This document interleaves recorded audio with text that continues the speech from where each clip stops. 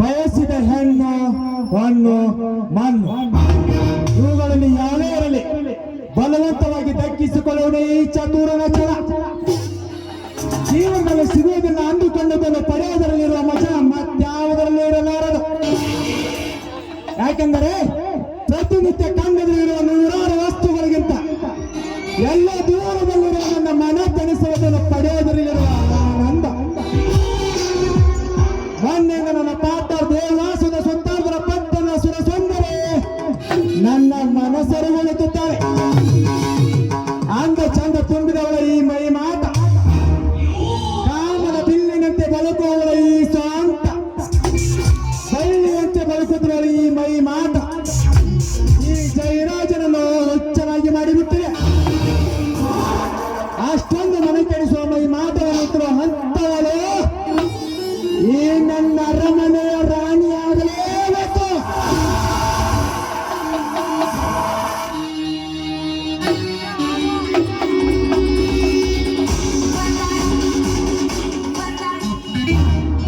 ಎಷ್ಟೊಂದು ಸುಂದರವಾಗಿದೆಯಲ್ಲ ಈ ವಾತಾವರಣ. ಪಟ್ಟಣದಲ್ಲಿ ಸಿಗಲಾರದಂತ ಸುಂದರವಾದ ವಾತಾವರಣ ಈ ಹಳ್ಳಿಯಲ್ಲಿ ಸಿಗ್ತಾ ಇದೆ. ಆಹಾ ದೇವದಾಸ್, ಈ ಹಳ್ಳಿಯಲ್ಲಿ ಇರೋದಕ್ಕೆ ನನಗೊಂದು ಅವಕಾಶ ಮಾಡಿಕೊಟ್ಟಿದ್ದಿಲ್ಲ. ನಿನ್ಗೊಂದು ಸಲ ರೇ ಮಿಸ್ಟರ್, ಯಾರಿಗಿದು? ಏನನ್ನು ಯಾವತ್ತೂ ನೋಡಿಲ್ಲ ನನ್ನ ಹತ್ರ ನೋಡ್ತಾ ಇದ್ರಲ್ಲ, ಯಾಕೆ ತಪ್ಪೇನಿದೆ? ನೀವು ಸುಂದರವಾದ ಪ್ರಕೃತಿಯನ್ನು ನೋಡುತ್ತಿದ್ರಿ, ನಾನು ಪ್ರಕೃತಿಯ ದೇವಿಯಂತೆ ನಿವಾರಿಸುವಂತ ಚಂದದ ಸೊಬಗನ್ನು ಹೊತ್ತು ನಿಂತಿರುವ ಪರವಾಗಿಲ್ಲ ಬಿಡಿ, ದೇವರು ಕಣ್ಣು ಕೊಟ್ಟಿದ್ದು ನೋಡುವಂಗೆ ನೋಡ್ಕೊಳ್ಳಿ. ದೇವರು ಕಣ್ಣಿನ ಜೊತೆ ಆಸೆಯನ್ನು ಕೊಟ್ಟಿದ್ದಾನಲ್ಲ, ಹಾಗಾದ್ರೆ ಆಸೆ ತೀರಿಸಿಕೊಳ್ಳುವ ಹೆಣ್ಣು ಅಂತ ನೀನು ತಿಳ್ಕೊಂಡಿದ್ಯಾ? ಆಸೆ ತೀರಿಸುವುದು ಒಂದು ಕಡೆ ಇಲ್ಲಿ ನೋಡುವ ಕಣ್ಣಕ್ಕೆ ತಾನುವೆ ಒಂದು ಎಚ್ಚರದಲ್ಲಿ ಎಚ್ಚರ.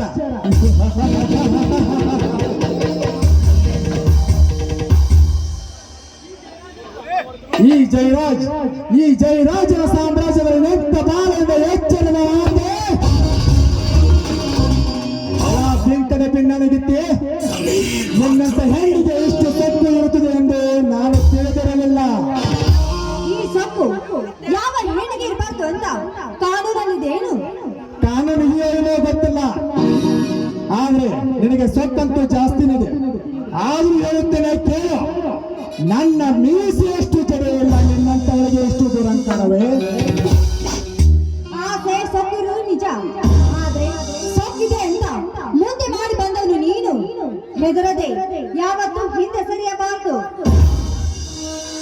ಎಲ್ಲ ಸೊಕ್ಕಿನ ಸೊಗಲಾಡಿ ಆಸೆಯಿಂದ ಹೆಜ್ಜೆ ತೆತ್ತಿಟ್ಟರೆ ಆಸೆ ತೀರಿಸಿಕೊಳ್ಳದ ಹಿಂಜರಿನ ಇತಿಹಾಸ ಇವನ ಬಾಳ ಪುಟ್ಟಗಳೇ ಬರಲಿಲ್ಲ.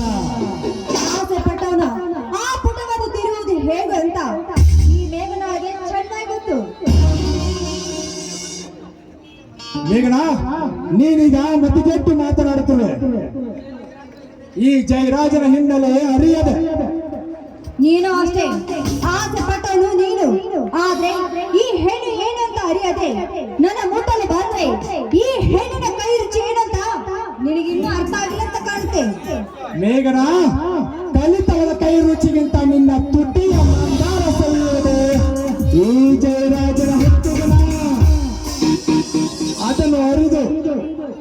ಅದನ್ನು ಅರಿಯದೆ ಬಾಲಿನೇನು ತುಂಡು ಬಟ್ಟೆ ಹಾಕಿಕೊಂಡು ಪಾರ್ಕಿನಲ್ಲಿ ಪ್ರಿಯತಮನೊಂದಿಗೆ ಕೈ ಆಡಿಸಿಕೊಂಡು ರಾಸ ನೀನೆ ಹಾಡುತ್ತಾ ಹಲವಾರು ದೊಡ್ಡ ದೊಡ್ಡ ಶಹರಗಳಲ್ಲಿ ಸುಂದರವಾದ ಪರಪುರುಷನ ಸಂಘ ಬೆರೆತು ಪ್ರಣಯದ ಆಟವಾಡಿ ಗೌರಮ್ಮನಂತೆ ಸೋಗು ಹಾಕಿ ಸತಿರುತಿಯ ಕೋದು ಕೊಡುತ್ತಾರೆ. ಇನ್ನು ಮನೆಯಲ್ಲಿ ಅಕ್ಕನ ಗಂಡ ಭಾವನೊಂದಿಗೆ ಬಾವಿ ಹೆಂಡತಿಯಂತೆ ಮೈ ಮರೆತು ಮಜಾ ಉಳಿಸುವ ನಿಮ್ಮಂತ ಹೆಣ್ಣುಗಳನ್ನು ಅನುಭವಿಸುವ ಈ ಕರಗತದ ಕಲೆಯನ್ನರಿಯದೆ ಮಾತನಾಡಿ ಟೈಮ್ ವೇಸ್ಟ್ ಮಾಡಿದ ಹತ್ತಿರ ಬಾರೇ ಮಿತಗಳಾಡಿ ಹೆಣ್ಣು. ಗಂಡನಿಗೆ ಮೀಸಿದೆ ಎಂದು ತಿರುವ ಸಾಹಸ ನೀನು ಮಾಡಬೇಡ. ನಾನು ಯಾರು ಗೊತ್ತಾ? ದೇವದಾಸನ ಪ್ರೇಯಸಿ ನಾನು. ಮೇಘನ, ಆ ದೇವ ನನ್ನ ಗರಡಿಯಲ್ಲಿ ದುಡ್ಡು ಹೊಡೆಯಲು ಬಂದ ಕಮಿಷನ್ ಕೆಳಗೆನ್ನೋದು ಮರೆಯಬೇಡ.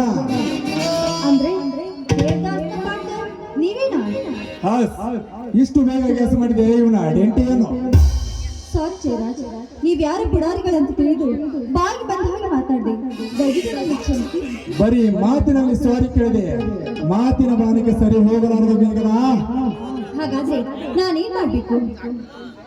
ನೀನು ಒಪ್ಪುವುದಾದ್ರೆ ಆ ದೇವದಾಸ್ ನನ್ನ ಬಿಸಿನೆಸ್ ಪಾರ್ಟ್ನರ್ ಆಗಿರಲಿ, ನೀನು ನನ್ನ ದೇಹದ ಪಾರ್ಟ್ನರ್ ಆಗಬಹುದು.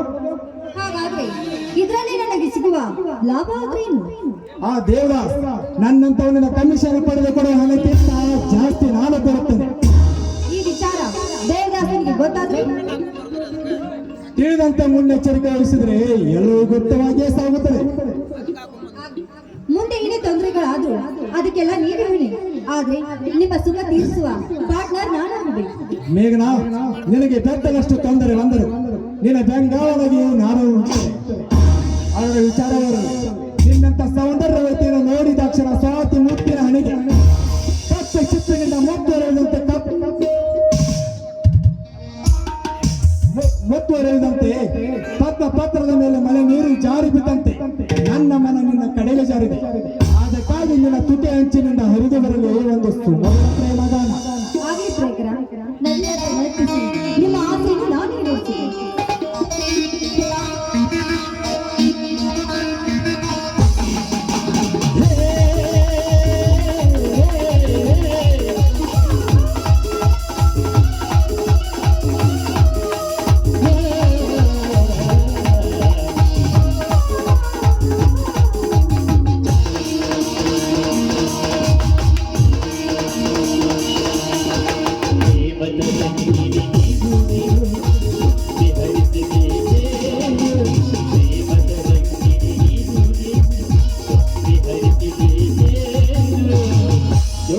ಮಾಡಿದ ಜೊತೆ ಮಾಡಿದ ಬ್ರಹ್ಮ